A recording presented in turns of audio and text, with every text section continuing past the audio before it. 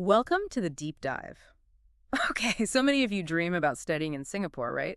It's got this amazing reputation, world-class education. Absolutely, a real hub. But let's be real. The cost. Education, just living there, it can feel, well, pretty overwhelming, like a huge mountain to climb. Mm-hmm. It definitely can be. So the big question we're tackling today, for you listening, is how can international students actually handle this? Ease that financial pressure, but also get some solid experience while they're at it. And that's exactly what we're going to break down today. Our deep dive really points to one core solution for a lot of students, getting into part-time work, but strategically. Strategically. Yeah, so we'll unpack the practical side, the rules, which are super important, the actual benefits, and critically, how you juggle earning money with your studies without, well, crashing and burning or breaking the bank. Right, because the money part is obvious, but I want to dig into that a bit more.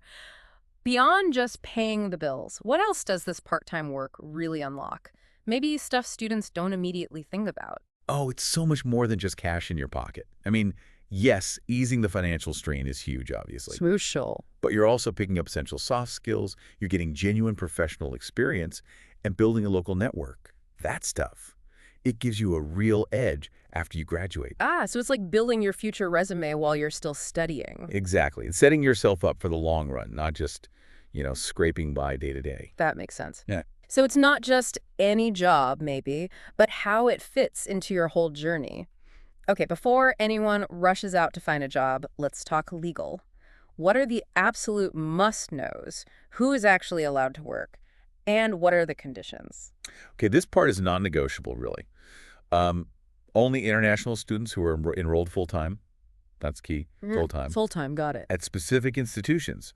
They need to be approved by both the Ministry of Manpower, MOM, and the Immigration and Checkpoints Authority, ICA. There's a list. Right, an official list. Yes. And during the academic term, you are strictly capped at 16 hours per week. 16 hours, okay. But, and this is a great point from our sources, during the official uni holidays, vacation periods, you can work full-time. Oh, interesting. So you can really earn a bit more during the breaks. You definitely can.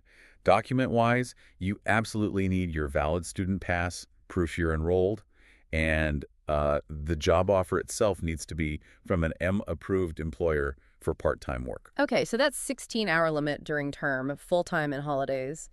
That's a really critical detail for planning your finances, isn't it? Hugely important, Fan. So assuming you tick all those boxes, what kinds of jobs are, typically available? Where's the demand and what sort of pay are we talking about realistically? Well, on-campus jobs are always popular. Think like library assistant, maybe helping in a lab, being a student ambassador for the uni. Right, convenient.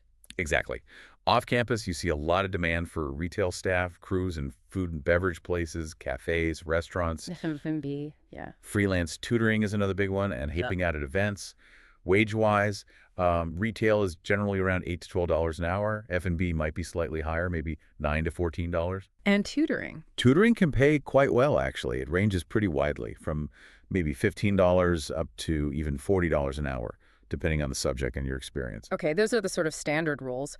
But did the sources mention anything different, maybe less conventional ways students are earning? Anything that stood out as a kind of game changer? Yes, definitely. Mhm. Something that popped up is freelancing for clients outside Singapore. If you have skills in, say, writing, graphic design, coding, Oh, like remote work?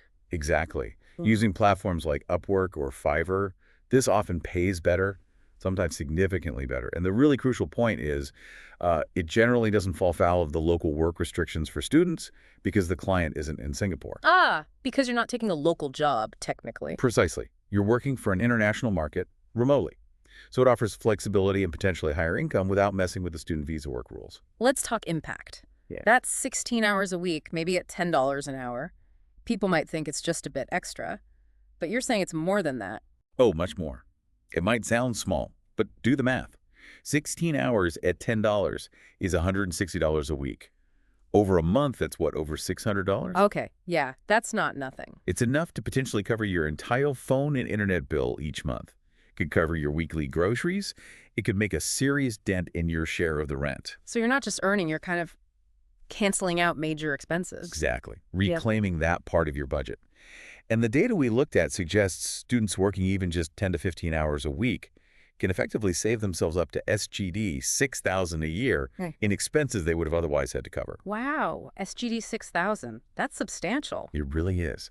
But beyond the numbers, what I think is truly transformative is the financial education you get, hands-on. How so? Well, you're forced to learn budgeting, right? Yes. Smart thinking about saving, spending more responsibly.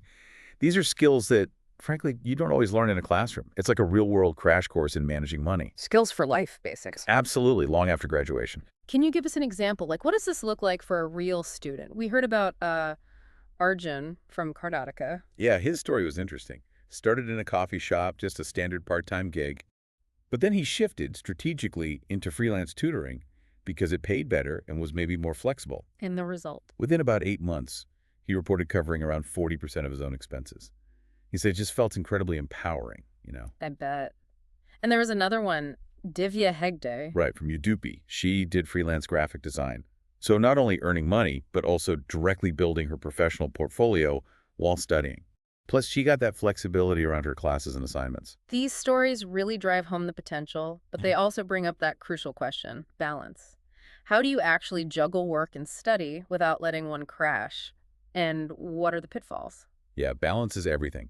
Time management is absolutely key, using planners, apps, whatever works for you. But academics have to come first. That's the priority. Non-negotiable. Non-negotiable. And ideally, choose jobs that kind of align with your career goals, if possible. Like you said, building that resume. If you're studying marketing, maybe look for something in promotions or social media. Makes sense. And the risks. What should students absolutely avoid? Well, the big one is overworking. It leads to burnout, grades suffer, it can spiral. Then there's the danger of illegal work jobs that aren't approved or working over the hour limits. The consequences are severe. Yeah. Visa cancellation, even deportation. Oof, definitely not worth it. Not at all. And also, be really wary of those easy job scams you sometimes see online, especially ones asking for money up front for registration or training. Big red flag. Right. It's interesting, isn't it, how different people view this. Like, parents might worry naturally about grades slipping. Understandably. But then university advisors often see the other side. They find that students who work part-time can actually become more disciplined, better organized. It's true. It forces structure. And employers, Mm. they consistently tell us that graduates who have had that part-time experience, even basic stuff, they just adapt faster. They slot into full-time roles more easily. So let's wrap this up. The takeaway seems clear. Part-time work in Singapore, done right, isn't just about patching a financial hole. Not all. It's really a strategic tool. You gain skills, you build confidence, you learn discipline, you network, all while helping fund that dream education. Couldn't have said it better. It's about enhancing the entire experience. Okay, so a final thought for you, our listener, to chew on. Yeah, considering everything we've discussed, the rules, the benefits, the balancing act, how might actively taking control of your finances and getting that practical work experience during your studies, how might that actually reshape your whole educational path and your future career? Going beyond just, cutting down the costs. Something to think about.